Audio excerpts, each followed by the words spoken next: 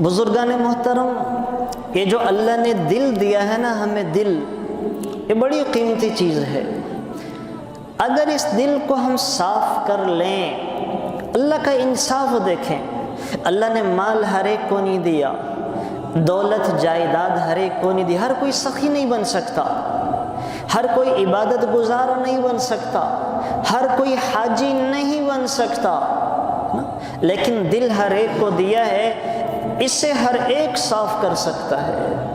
ہر کینہ سے، بغض سے، نفرتوں سے، عداوتوں سے، دشمنیوں سے، عناد سے، ضدی پن سے، اڑ جانے سے، ان بیماریوں سے جس شخص نے اپنے دل کو پاک کر لیا، بڑے بڑے عبادت گزار ایسے شخص کی گرد کو بھی نہیں پہنچ سکتے، بڑے بڑے نمازی، روزے دار، حج کرنے والے، سالانہ کروڑوں کی زکوٰۃ دینے والے، ہر مہینے عمرے پہ جانے والے، اس شخص کے قریب بھی نہیں پہنچ سکتے جس نے اپنے دل کو صاف کر لیا، جس نے اپنے دل کو صاف کر لیا۔ اس لیے کہ بڑا مشکل کام ہے، بڑا مشکل کام ہے، اور سرکار دو عالم صلی اللہ علیہ وسلم کی عظیم الشان سنت ہے۔ یہ تو میرے نبی کی بے شمار سنتیں، داڑھی کا رکھنا میرے نبی کی سنت ہے، امامے کا سجا لینا میرے نبی کی سنت ہے، نمازوں سے پہلے 4 رکعتوں کا پڑھنا فرائض سے پہلے سنتیں ہیں، شلوار قمیص کا پہننا میرے نبی کی سنت ہیں، لیکن ایک سنت ایسی ہے جسے سرکار دو عالم صلی اللہ علیہ وسلم نے عظیم الشان سنت کہا، عظیم الشان۔ وہ کیا ہے؟ آپ علیہ الصلوۃ والسلام حضرت انس سے فرما رہے ہیں، یا بنی لو استطعت ان تصبح وتمسی وليس في قلبك غش لاحد فافعل وذاك من سنتي۔ اے میرے بیٹے، اگر تم سے ہو سکے، اگر تم سے ہو سکے، یعنی بتا رہے ہیں کہ مشکل کام ہے، آسان نہیں ہے، لو استطعت، اگر تم سے ہو سکے، اپنی صبح اور شام ایسے کرو کہ تمہارے دل میں کسی کی طرف سے کوئی میل نہ ہو، تمہارا دل صاف ہو، ہر ایک کی طرف سے پاک ہو، کسی کے لیے دشمنی، عداوت، کینہ، بغض، نفرت نہ ہو۔ اگر تم نے یہ کر لیا، وَذَاكَ مِن سُنَّتِي، یہ میری بہت بڑی سنت ہے، یہ میری بہت بڑی سنت ہے۔ اور آپ علیہ السلام نے فرمایا، وَمَنْ أَحَبَّ سُنَّتِي كَانَ مَعِيَ فِي الْجَنَّةِ، جو میرے اس طریقے کو اپنائے گا وہ جنت میں میرا ساتھی ہوگا، جنت میں میرا ساتھی ہوگا۔ کام مشکل ہے لیکن انعام بہت بڑا ہے۔ اس پر میں آپ کو واقعہ سنا تو آپ حیران ہو جائیں گے۔ صحابہ میں ایک صحابی ہیں حضرت عبداللہ بن عمرو بن عاص، یہ سب سے زیادہ عبادت گزار صحابی ہیں، سب سے زیادہ۔ انہوں نے 24 گھنٹوں میں سے 1 سیکنڈ ایسا نہیں چھوڑا کہ جس سیکنڈ میں یہ عبادت نہ کرتے ہو۔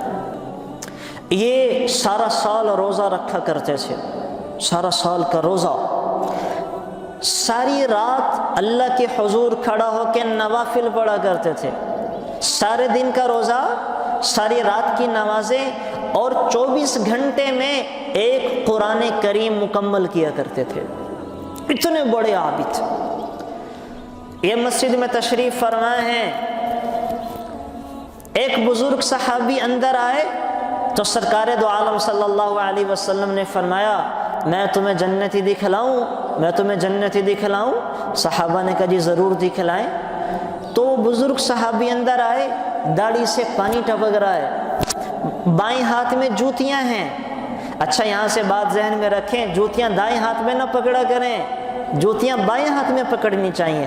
ہر اچھا کام دائیں ہاتھ سے کیا جاتا ہے، لیکن ایسا کام جو ذرا خلاف طبیعت ہو، جس میں گھن آتے وہ بائیں ہاتھ سے کیا جاتا ہے۔ میں نے دیکھا لوگ جب مسجدوں میں آتے ہیں جوتیاں دائیں ہاتھ میں پکڑ رہے ہیں، تو یا تو ان کو علم نہیں ہے یا شعور نہیں ہے، تو خود عقل کام کرتی ہے کہ جوتیاں تو بائیں ہاتھ میں ہونی چاہیے، تو وہ بائیں ہاتھ میں جوتیاں پکڑی ہوئی ہیں، داڑھی سے وضو کا پانی ٹپک رہا ہے۔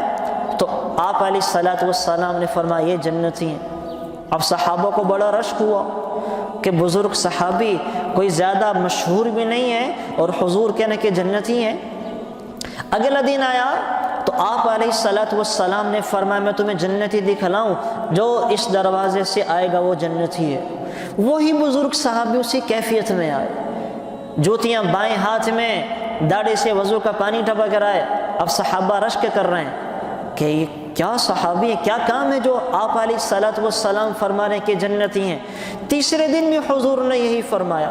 تو جو عبداللہ بن عمرو بن عاص تھے یہ سوچ میں پڑ گئے، دل میں کہنے لگے کہ عبادت زیادہ میں کرتا ہوں، 24 گھنٹے میں سے کوئی سیکنڈ ایسا نہیں ہے کہ جو میں نے عبادت میں صرف نہ کیا ہو، اور آپ علیہ الصلوۃ والسلام جنتی ہونے کی بشارت انہیں دے رہے، مجھے نہیں دے رہے۔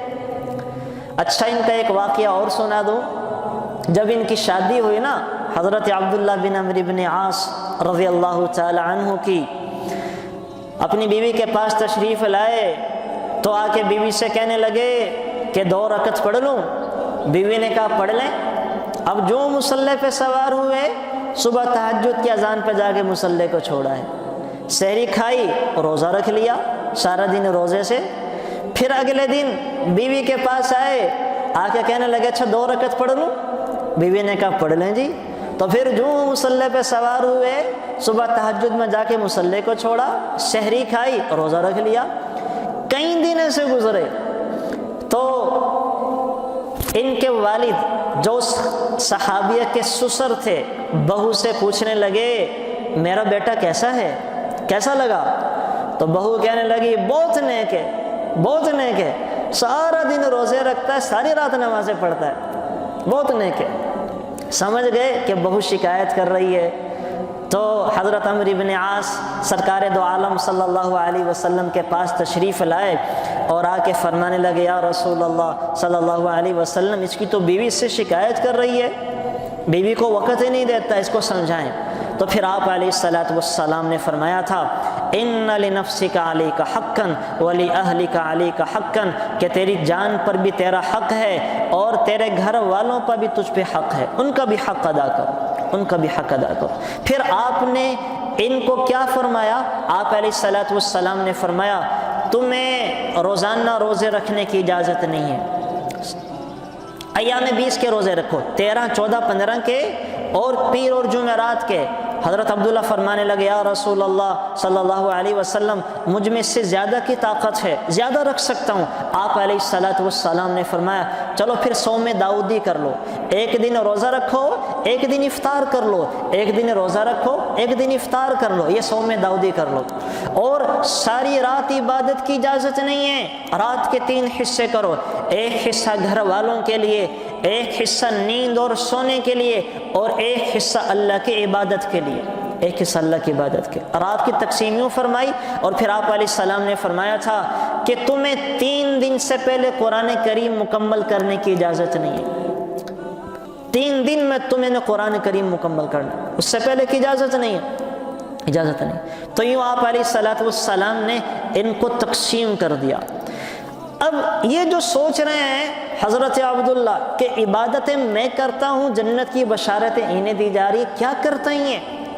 تو ان بزرگ صحابی کے پیچھے پیچھے ان کے ساتھ گھر ہو لیے اور جا کے کہنے لگے کہ چچا جان میری اپنے والد صاحب کے ساتھ ذرا مسئلہ بن گیا ہے، میں رات آپ کے پاس گزارنا چاہتا ہوں۔ کہا گزار لیں بھتیجے، گزاریں۔ اب جب عشاء کے بعد گھر گئے، اب حضرت عبداللہ اس ٹوہ کے اندر ہیں کہ ابھی یہ اٹھیں گے، کچھ دکھائیں گے، کوئی کرامت اپنی ظاہر کریں گے کہ کون سا عمل ہے کہ جس کی وجہ سے سب سے زیادہ سچے نبی ان کی جنتی ہونے کی بشارت دے رہے ہیں، کیا عمل کرتے ہیں؟ ابھی اپنی آنکھ ذرا میچ کے نا ایسے دیکھ رہے ہیں، لیکن وہ کیا؟ انہوں نے عشاء کے بعد اللہم بسمک اموت و احیا، اور صبح تہجد کے اذان پہ جا کے آنکھ کھلی ہے، کوئی نہیں کیا، سحری کھائی، مسجد میں آ گئے۔ حضرت عبداللہ حیران کہ کوئی کرامت نہیں دکھائی، کوئی خاص عمل نہیں کیا۔ اگلے دن پھر گئے کہ آج کچھ دکھائیں گے، عشاء کی نماز پڑھی، گھر گئے، بستر لے کے انہوں نے تو پھر اللہم بسمک اموت و احیا، ساری رات سوتے رہے مزے کے ساتھ، صبح تہجد پہ جا کے الحمدللہ الذی احیانا بعدما اماتنا والیہ النشور پڑھ کے بیدار ہو گئے۔ اب یہ پھر حیران، تیسرا دن پھر ایسے دیکھنا چاہ، لیکن کچھ نہیں ملا سوائے ان کے سونے کے، کچھ نہیں ملا۔ اب یہ کہنے لگے چچا جان لڑائی میری ابا کے ساتھ نہیں تھی، آپ अलैहिस्सलाम ने आपके जन्नती होने की बशारत दी थी, मैं आपका वो अमल देखना चाहता था कि जिसकी वजह से आपको जन्नत की बशारत मिली है, लेकिन मुझे कुछ नज़र नहीं आया, क्या करते हैं आप? तो वो बुज़ुर्ग सहाबी कहने लगे, मेरे बेटे मेरा कोई ख़ास अमल नहीं है, फ़राइज़ का अहतमाम करता हूँ, गुनाहों से बचता हूँ, हाँ एक काम ज़रूर करता हूँ, एक काम ज़रूर करता हूँ। कहा वो क्या काम?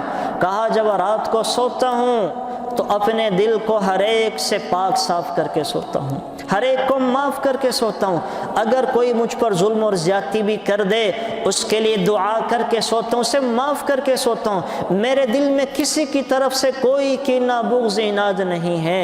जब ये बात सुनी तो हज़रत अब्दुल्ला उछले, हादा हुआ, हादा हुआ, हाँ ये वो बात है, ये वो बड़ा मुश्किल काम है कि जिसकी बदौलत सरकार दो आलम सल्लल्लाहु अलैहि वसल्लम ने आपको जन्नत की खुशखबरी सुनाई है। तो मेरे दोस्तों बुजुर्गों, अल्लाह का इंसाफ देखें। अल्लाह ने माल और दौलत तो हर एक को नहीं दिया, लेकिन दिल हर एक को दिया है। हर एक इसको साफ़ कर सकता है, हर एक इसको साफ़ सुथरा कर सकता है। इसमें जिसको चाहे मर्ज़ी संभाले। वो ख्वाजा अज़ीज़ुल हसन मजज़ूब रहमतुल्लाह अलैह फरमाया करते थे ना, हज़रत छानवी की मजलिस में रगड़े लगवा लगवा के फिर क्या कहने लगे, हर तमन्ना दिल से रुखसत कर दी, अब तो आजा, अब तो खलवत कर दी। या अल्लाह अब हर ख्वाहिश दिल से ख़त्म हो गई है, अब ये मेरा दिल या अल्लाह तेरे लिए खाली हो चुका है, अब इसमें तेरे सिवा कोई और नहीं आ सकता। तो हम भी अपने दिलों को पाकीज़ा बनाएं, दिलों को साफ़ सुथरा करें, दिलों को पाकीज़ा करने की कोशिश करें। अल्लाह ताला हमें वो अता करेगा जो बड़े बड़े इबादत गुज़ारों सखियों को नहीं मिलता। अल्लाह ताला मुझे आपको दिल की पाकीज़गी और सफाई करने की तौफीक अता फरमाए। Thanks for watching. Please subscribe, like, share Mufti Sufyan.